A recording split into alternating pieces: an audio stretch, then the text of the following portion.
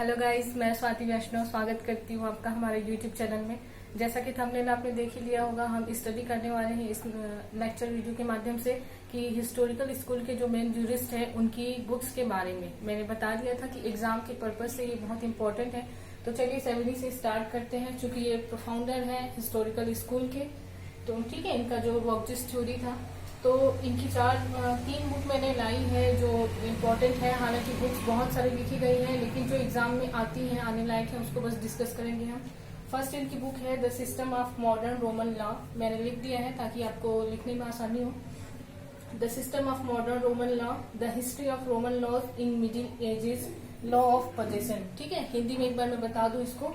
ये क्या हुआ, जो मॉडर्न रोमन लॉ है यानी कि आधुनिक रोमन विधि है उसकी प्रणाली, आधुनिक रोमन विधि की प्रणाली। और ये क्या है, मतलब Roman laws in middle edges यानी कि मध्ययुगीन रोमन लॉ का हिस्ट्री, मध्ययुगीन जो रोमन विधि रही है उसकी क्या करना है, उसके इतिहास की study. And law of possession यानी कि कब्जे की विधि। अब स्टडी करते हैं। इसके बाद हम सर हेनरी मैन का, इसको आप मतलब बाय नेम आपको रखना ही पड़ेगा, इसका और कोई ट्रिक नहीं है। हालांकि इजी है ये और हिस्टोरिकल स्कूल है, इसलिए आपको इनकी बुक में कहीं ना कहीं एंशिएंट हिस्ट्री, फिलोसॉफी ऐसी चीजें देखने को मिलेगी। तो सिर्फ एक यही सिंपल ट्रिक है। ओके, अब हेनरी मैन का हम देखते हैं।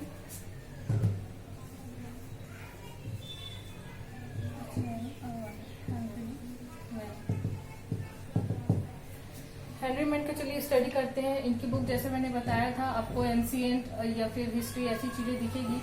इनकी बुक है एंशिएंट लॉ यानी कि प्राचीन विधि। दूसरा है पॉपुलर गवर्नमेंट, क्योंकि हिस्टोरिकल विधि जो है गवर्नमेंट के बारे में ही कटाक्ष करती है कि उसको विधि कैसी बनानी चाहिए, है ना। तो पॉपुलर गवर्नमेंट। और नेक्स्ट क्या है इनका, देखिए dissertation on early law and custom. Dissertation जो आपको अभी LLM में 4th सेमेस्टर में बनाना है, उससे याद कर सकते हैं आप। Dissertation on early law and custom, early law and custom. और इसके अलावा इनकी बुक है early history of institutions, early history of institutions, early history of institution. ठीक है, मतलब कि समाज का प्रारंभिक इतिहास, अर्ली हिस्ट्री ऑफ इंस्टीट्यूशन समाज का प्रारंभिक इतिहास। एंशिएंट लॉ का बता चुका था मैंने, प्राचीन विधि। पॉपुलर गवर्नमेंट यानी कि लोकप्रिय सरकार, उसमें उन्होंने क्रिटिसाइज किया था कि कैसे कैसे कार्य करने चाहिए ताकि सरकार जो है लंबे समय तक शासन में रहे। और ये जो है dissertation on early law and custom यानी कि प्रारंभिक विधि और जो प्रथाएं या रूढ़ियां रही हैं उन पे तर्क वितर्क। डिजर्टेशन का मतलब लघु शोध प्रबंध होता है, लेकिन यहाँ पे डिजर्टेशन का मतलब तर्क वितर्क होगा, ठीक है, या सोच समझ। इसके बाद हम देखते हैं हीगल का। हीगल के बारे में आपको याद रखना है, जो उचित है वही सही है, जो सही है वही उचित है, ये चीज बताया था हमने। जॉर्ज हीगल,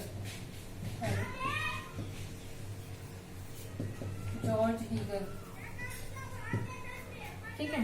तो इन्होंने क्या, देखिए इनकी बुक में आपको याद करने का तरीका बता रही हूँ। फिलोसॉफी वर्ड आता है, इनकी 2 बुक यहाँ पे हम डिस्कस कर रहे हैं। फर्स्ट है introduction to the philosophy of history, introduction to the philosophy, introduction to the philosophy of history. ठीक है, नेक्स्ट क्या है इनका, lectures on the philosophy of religion, lectures on the philosophy of religion. ठीक है, इनकी जो 2 बुक है हीगल की। फर्स्ट क्या बोल रही है, introduction to the philosophy of history यानी कि जो फिलोसॉफी ऑफ हिस्ट्री, इतिहास का जो दर्शन है, समझिए ऐतिहासिक दर्शन है, उसका एक परिचय। और ये क्या बोल रहे हैं, lectures on the philosophy of religion यानी कि जो धार्मिक विधि शास्त्र, धार्मिक दर्शन शास्त्र या बोलिए धर्म शास्त्र है, उसका क्या है, उसकी व्याख्या। ठीक है, इजी इजी हैं, आपको उतने ही याद करने हैं। देखिए इसके अलावा और कुछ भी जैसे कि पूछता है, पैटर्न है, ये सबको भी हमको डिस्कस करना है, लेकिन आज के लेक्चर में मैं सिर्फ इनको लाई हूँ। और है Edmund Burke and Friedman. Edmund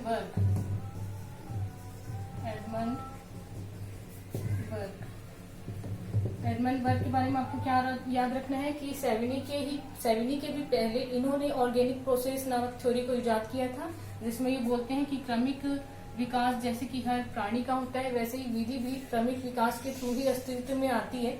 यकायक उसको इजाद नहीं किया जा सकता, बनाया नहीं जा सकता। तो ऑर्गेनिक प्रोसेस वाली थ्योरी को जिस बुक में इन्होंने लिखा था एडमंड बर्क ने, वो बुक है reflection on the revolution in France. Reflection on the revolution